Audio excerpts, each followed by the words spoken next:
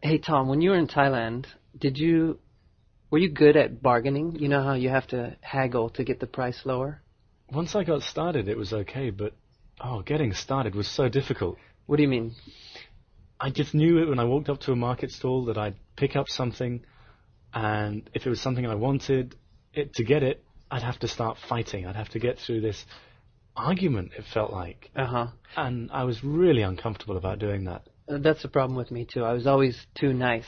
It's like, I give them one price, and then they would never go for the price that I asked for. So if the price was 100, and I said, okay, 50, then they would say, well, okay, 95.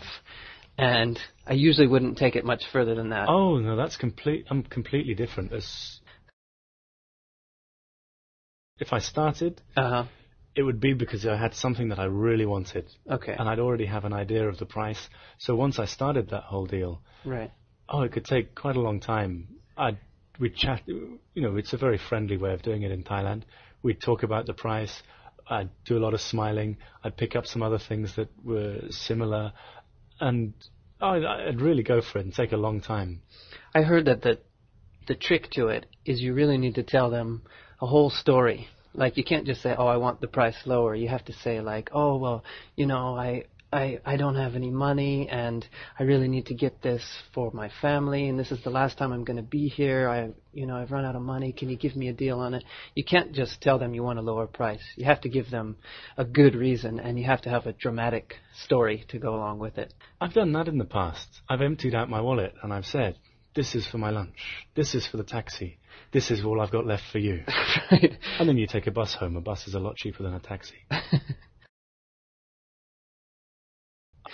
I've also heard, like, you can get, usually if, as I said before, like, if the quoted price is 100, then you should shoot for not a third of that, but even like half of that. You can get it for 50, not 75. Yeah, I think the first price is you can always get a big reduction on that. But I remember the last time I went shopping in Thailand, I was buying stuff for my mum, and I'd left it really late, and it was pouring down with rain, and my mum wanted something that was very specific, some silk trousers, and she wanted 10 pairs to give them away to her friends. Uh-huh. And I trawled around this big bazaar with hundreds of shops looking for this very specific product, and eventually I found it, and the shopkeeper only had half a dozen. I wanted more. And she said her price, and I just gave her the money. I wanted to get home as quickly as possible. So I got half a dozen ties on top of the trousers, really? Because I hadn't bargained.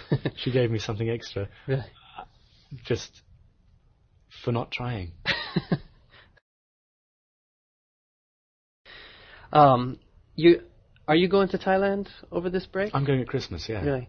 I'm wondering if I got really big feet, and I'm having a hard time getting shoes here. Do you know?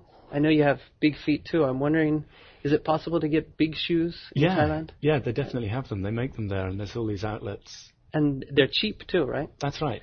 I'm wondering if you could pick me up some when you're out there, like any kind of business shoes. You want business shoes? Yeah. Okay. Just black business shoes. Any kind you find is fine. Lace up? Just like, lace ups are fine. What? And like a size 12 American. You want one pair or two pairs? Maybe two pairs is even better. Sure. I'll see what I can find.